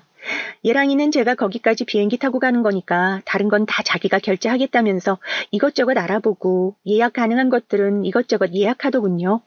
그리고 여긴 어떤 곳이고 이곳은 뭐 하는 곳이야 하면서 인터넷에서 찾은 사진들을 보여주면서 설명을 해주는 모습이 어찌나 귀엽든지 얼른 시간이 지나 프로젝트가 안정적으로 끝나 예랑이와 함께 노는 모습을 기대했죠. 프로젝트가 슬슬 중간 단계에 접어들고 예랑이와 함께 놀러 다닐 생각에 하루하루를 행복하게 보내고 있던 와중에 청천벽력 같은 소식을 들었습니다. 회사 임원진들이 이번 프로젝트를 여기서 잠정 중단하겠다는 거였습니다. 그 소식을 가지고 온 팀장님이 빙빙 돌려 말했지만 결론은 돈이 안 될 것 같으니 더 많은 돈이 들기 전에 여기서 중단한다는 것이었습니다. 어쩜 하루아침에 이렇게 될 수 있는지. 프로젝트 때문에 뭉칠 수 있었던 팀은 프로젝트가 잠정 중단되자 산산조각이 났고 팀원이었던 사람들은 난민처럼 다른 팀에 흡수되어야 했습니다. 설상가상으로 새로 들어간 팀에서 이제 막 다른 프로젝트를 준비하고 있어서 휴가도 못 내고 냈던 휴가도 잘려버렸습니다. 저는 이 소식을 예랑이에게 전했죠. 오빠 미안해. 나 이번에 휴가 못 가. 뭐? 왜? 아니, 내가 그동안 하고 있던 프로젝트 임원들이 여기서 중단하는 게 좋을 것 같다고 그래서 우리 팀 쪼개졌어. 나 다시 다른 팀으로 들어가서 새로운 프로젝트 들어가야 해. 그래. 미안해, 오빠. 기대 많이 했을 텐데. 예약한 거 내 거는 취소하고 오빠라도 놀다 와. 아니야. 너 없이 어떻게 그래. 오빠도 거기서 열심히 일하고 이제 막 놀러 가려고 한 거잖아. 그러지 말고 다녀와. 가서 사진 많이 찍어서 나 보여줘. 우리 신혼여행 갈 때는 꼭 같이 가자. 알겠지? 예랑이는 제 말에 알겠다고 말하면서 자기가 사전 방문도 해보고 예쁜 곳 있으면 사진도 많이 찍어서 보내주겠다고 했습니다. 시간이 흘러 예랑이와 여행 가기로 한 날이 다가왔습니다. 비록 저는 못 갔지만 예랑이는 출발했죠. 출발하는 기차역으로 해서 이것저것 예쁜 곳을 사진으로 찍어주던 예랑이가 귀엽더군요. 하루 이틀 사진을 보내주던 예랑이 덕분에 저도 매일매일 예랑이의 연락이 기다려졌습니다. 그러다 날짜를 보니 마침 아버님 생신이더군요. 저는 예랑이에게 이번 생신은 내가 챙겨주겠다고 말하고 반차를 써서 아버님 어머님 댁으로 향했습니다. 아버님, 어이구, 우리 며느리 왔구나. 제가 오자마자 좋아하시는 어머님 아버님을 보면서 저도 덩달아 웃음이 났습니다. 예랑이 누나인 언니도 결혼해서 출가했고 예랑이 남동생인 민석이가 있었지만 이제 막 신입사원인 애기가 얼마나 바쁘겠어요. 얼마나 정신이 없었으면 오늘도 제가 말해주고 나서야 알았다고 하더군요. 아버님과 어머님을 모시고 맛집 모시고 가서 밥도 먹고 심야 영화도 보고 알차게 시간을 보냈습니다. 간간히 이렇게 놀고 있다고 사진 찍어서 예랑이에게 보내주기도 하고요. 그런데 그때부터 예랑이 연락이 점점 끊기더니 다음날 아침까지 연락 한 통 없더라고요. 걱정되는 마음에 국제전화라도 해봐야 하나 하고 생각하고 있었는데 술을 먹고 취해서 이제 일어났다는 연락을 받았습니다. 마침 주말이라 바로 영상통화를 걸었지만 받지 않더군요. 지금 방을 빼야 해서 조금 있다가 하겠다는 연락을 하고 예랑이는 다시 연락을 하지 않았고요. 때마침 저도 회사에서 일이 바빠져서 연락은 흐지부지 됐죠. 그 주 주말 아침부터 걸려오는 영상통화를 받아 예랑이와 이런저런 이야기를 하다가 왜 연락이 안 됐는지 물어봤습니다. 근데 정말 왜 연락이 안 됐던 거야? 나 오빠 걱정 엄청 했어. 와이파이? 와이파이가 계속 끊겨서 그랬어. 너도 없으니까 잠자는 곳을 싼 곳으로 알아봤더니 거기 와이파이 신호가 약하더라고. 그래서 그랬어. 미안해. 내 맘 알지? 저는 그런 예랑이의 말에 아무런 의심을 하지 않았습니다. 우리나라가 괜히 IT 강국이라는 말이 있는 게 아니잖아요. 다른 나라들은 인터넷 로딩 시간도 길고 우리나라처럼 공공기관이나 각 가정마다 와이파이 기기가 있는 게 아니니까 그럴 수 있다는 생각을 했죠. 시간은 흘러 예랑이가 2년이라는 워킹 홀리데이를 마치고 돌아왔습니다. 정말 다행히게도 바로 취업을 했고요. 저희는 예랑이가 돌아오자마자 만나서 예랑이 첫 출근 전까지 열심히 돌아다녔습니다. 그때쯤 제가 두 번째로 맡았던 프로젝트가 성공적으로 끝나서 휴가도 마음대로 낼 수 있었거든요. 그러다가 둘이 일본에 갔다 오자는 소리가 나왔고 저와 예랑이는 같이 일본도 가서 맛있는 것도 많이 먹고 사진도 엄청 많이 찍었습니다. 한국으로 돌아와서 예랑이는 무사히 들어가기로 했던 회사에 입사를 했고 저희들은 그쯤 해서 결혼 이야기가 나왔습니다. 아무래도 저희 둘이 그동안 사귄 시간들도 있고 예랑이도 안정적인 회사에 취업을 했으니 나올 만한 소리였죠. 어머님과 아버님은 결혼에 들어가는 비용은 본인들이 내주시겠다고 하셨습니다. 전에 약속했던 신혼집도 주신다고 하셨죠. 저희가 괜찮다고 말씀드리자 사돈댁에게 그렇게 큰 소리를 했는데 안 주면 부끄럽다고 꼭 해주시겠다고 하시더군요. 아니, 내가 사돈댁에 말씀드린 게 있는데 그건 해줘야지. 아니에요, 아버님. 정말 괜찮아요. 민지야, 그냥 받아. 저 사람이 너희 해주겠다고 이미 아파트를 샀어. 정 마음에 걸리면 지금 하는 것처럼만 우리한테 앞으로도 쭉 해주면 되는 거야. 그리고 내가 너한테 미안해서 꼭 해줘야겠다고 말했어. 민지, 너가 우리 민수 군대도 기다려줘. 워킹 홀리데이도 기다려줬는데 우리가 이런 거 하나 못 해주겠니? 결국 저희는 어머님과 아버님의 뜻에 따라 신혼집을 선물로 받았습니다. 신혼집은 예랑이가 먼저 들어가서 살기로 했고 신혼집을 선물 받았다고 말씀드리자 저희 아빠도 예랑이에게 근사한 차를 한 대 뽑아주셨습니다. 또 원하는 살림살이 사서 들고 가라며 저에게 결혼자금이라고 돈이 든 통장도 2개나 주셨고요. 저는 그 돈을 아껴놓고 있다가 추후에 꼭 필요한 곳에 쓰겠다고 하고는 제가 모은 돈으로 신혼집 가전을 채워 넣었습니다. 물론 아빠가 주신 통장에 있는 돈도 조금씩 포함해서 말이죠. 하루하루 결혼 준비를 하면서 시간을 보내고 있었습니다. 친구들에게 청첩장을 돌리자 이제야 이 커플들이 결혼한다며 부러움 가득한 응원도 해줬고 가기 전에 마지막으로 신나게 놀아야 하는 거 아니냐고 몰래 클럽이라도 갈까 하고 장난으로 연락하는 친구들도 있었고요. 저는 그런 친구들에게 말도 안 되는 소리 하지 말라며 웃어 넘겼죠. 결혼식 준비를 점점 끝내고 다가오는 결혼식을 손꼽아 기다리면서 저는 일하느라 바쁜 예랑이 대신 자주자주 시댁에 들러서 같이 밥도 먹고 드라마도 보면서 시간을 보냈습니다. 오랫동안 알던 사이였던지라 예랑이의 남동생과 시부모님들도 편해하시며 오히려 오늘은 자고 가라며 저를 붙잡기도 하셨죠. 하루는 시댁에 앉아서 예랑이와 다 같이 치킨을 먹고 있는데 갑자기 속이 울렁거리는 겁니다. 도저히 속이 좋지 않아 못 먹을 것 같다고 말씀드리고 예랑이 방으로 들어가 속을 진정시키는데 생각해보니 생리를 안 한 지 좀 된 것 같더군요. 원래도 규칙적이지 않아서 그러려니 했는데 혹시나 하는 생각이 들더라고요. 저 아무래도 나가서 활명수 좀 마시고 올게요. 그래? 혼자 가지 말고 나랑 같이 가자. 밖에 위험해. 아유, 됐어.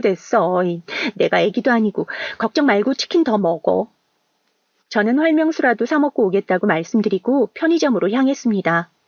예랑이가 따라오려고 했지만 제가 괜찮다고 말렸고요. 저는 편의점 옆 24시 약국으로 들어가 임태기를 달라고 했습니다. 그러고는 다시 시댁으로 가서 임태기를 해봤죠.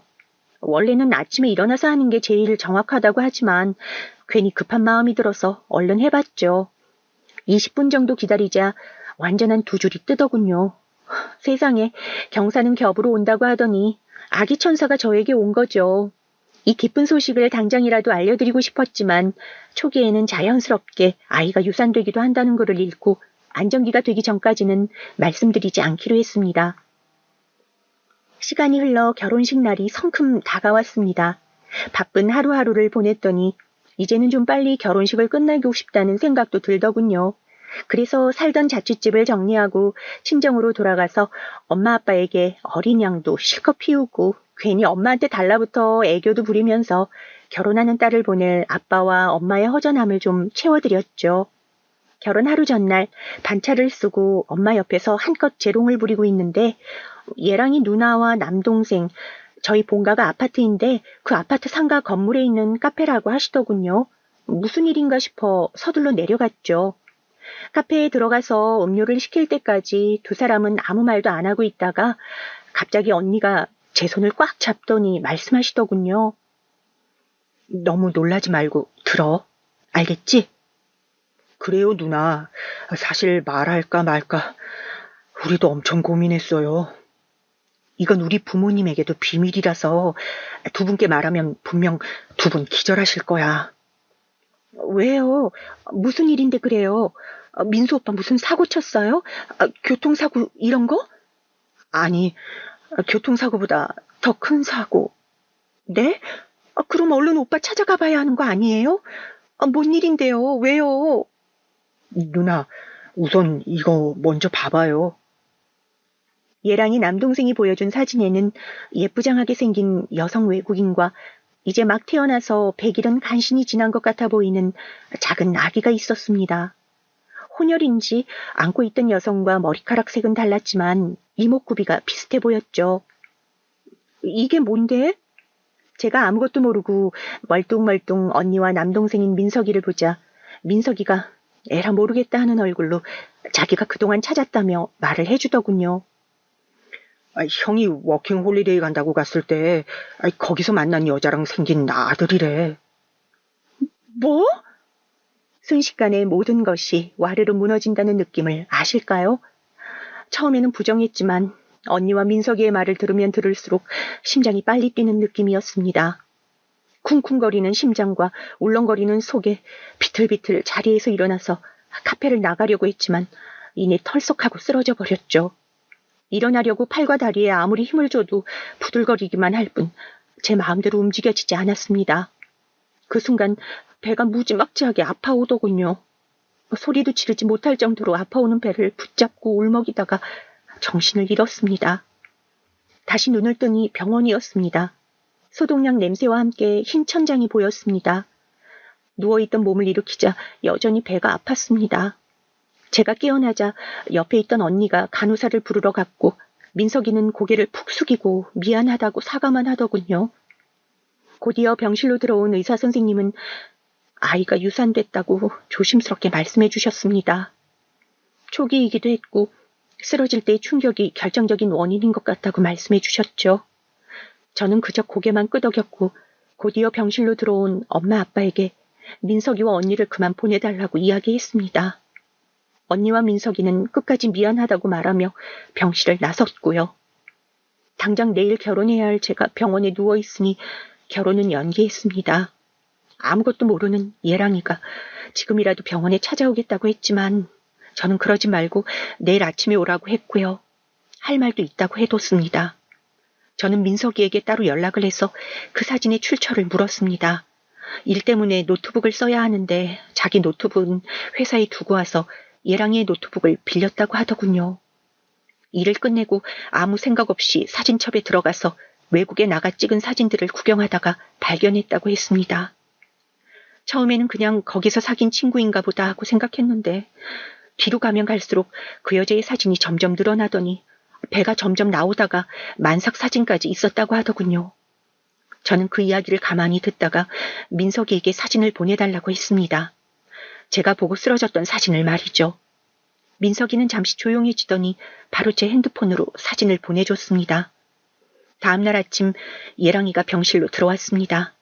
아무것도 모르는 듯이 과일 바구니를 들고 온 예랑이에게 자리에 앉으라고 말했습니다. 예랑이는 잠시 무슨 일인지 몰라 어리둥절해 보이더니 이내 엉거주춤 의자에 앉더군요. 짧은 시간 동안 뭘 어떻게 말해야 할지 몰라 머뭇거렸지만 핸드폰을 꺼내 사진 먼저 보여줬습니다. 예랑이는 제가 보여준 사진을 아주 잠시 확인하고는 아무 말도 하지 못했고요. 저는 핸드폰을 내려놓고 말했습니다. 내가 알아볼까? 오빠가 설명할래?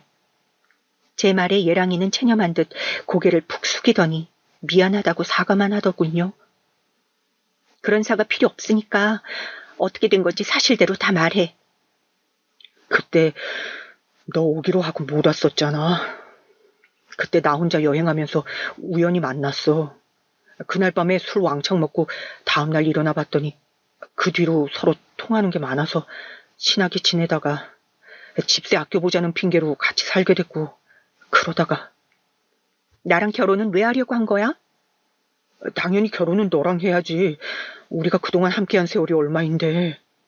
그렇게 생각한 사람이 지금 이런 짓을 해? 너가 양심이 있어? 당장 나가. 우리 이제 끝이야. 나가. 저는 그렇게 소리를 질렀고 마침 병실로 오신 부모님에 의해서 예랑이는 병실에서 쫓겨났습니다. 저는 예랑이가 외국에 나가 바람을 폈고 아기까지 생겼다며 사진을 보여드렸죠. 사진을 받아든 아빠는 당장이라도 예랑이를 찾아 한 대 때려줘야 속이 시원하겠다고 씩씩거리셨고 엄마는 저를 따뜻하게 안아주셨습니다. 나 파혼할 거야. 그리고 억울해서라도 저 나쁜 놈한테 뭐라도 하고 싶어. 그래, 아빠가 다 알아서 해줄게. 걱정하지 마라. 아빠는 정말 본인의 말에 충실하게 변호사를 구해주셨습니다. 저는 제가 가지고 있는 모든 자료를 변호사에게 주었고 변호사는 바로 결혼 사기로 고소를 했고 그 소장 받은 아버님과 어머님께 합의하자고 연락이 왔습니다. 두 분도 소장을 받고 아셨는지 저희 집까지 찾아오셨지만 저는 끝내 문을 열어드리지 않았습니다. 저희 부모님도 괜히 얼굴 봤다가 마음 약해질 것 같다고 거부하셨고요. 합의는 점점 진행하고 있는 중이고 민석이와 언니에게 듣기로는 예랑이는 지금 집에서 사람 취급도 못 받고 있다고 합니다. 짐승과 다를 바 없다고 집에서 쫓겨냈다고 하시더군요. 결혼 선물로 받았던 신혼집에서도 쫓겨났다고 합니다. 설상가상으로 그쪽에서 양육비 지급하라고 연락까지 오고 있다고 하더군요. 예랑이와는 별개로 어머님과 아버님은 계속 찾아오셨습니다. 계속 오시는 어른들을 계속 거부할 수도 없어서 결국 저희 집 및 카페에서 보기로 했죠. 두 분이서 한껏 긴장하신 표정으로 앉아 계셨는데 사실 마음은 좋지 않았습니다. 카페에 들어가 인사를 하고 앉자 어머님께서 불쑥 제 손을 꽉 잡으셨습니다. 미안하다. 이런 일이 있을 거라는 생각도 못했어. 우리가 아들 하나 잘못 키워 너가 고생이 많았다. 그 녀석 대신 우리가 사과할게.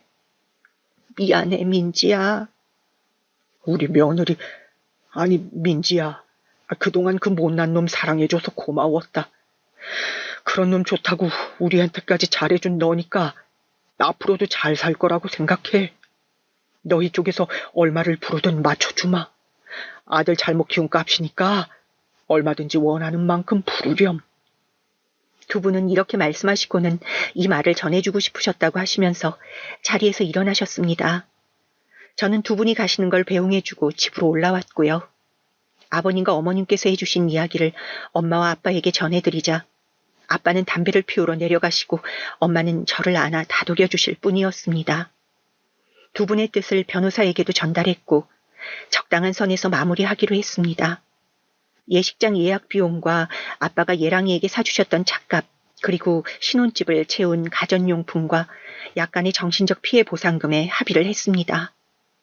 아버님과 어머님은 다 주시려고 했지만 제 쪽에서 거부했고요. 여기서 더 받으면 제대로 된 마무리가 될 것 같지 않아서요. 합의 후 주변 친구들에게는 어디서 어떻게 소문이 났는지 한동안 괜찮냐는 위로의 전화가 끊이질 않았습니다.